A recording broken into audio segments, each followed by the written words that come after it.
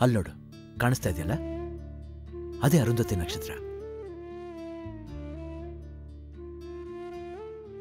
ಯಾಕೆ? ಅದೇ ಅರುಂಧತಿ ನಕ್ಷತ್ರ. ಕಾಣಿಸ್ತಾ ಇದೆಯಾ? ಕಾಣಿಸ್ತಿದೆ.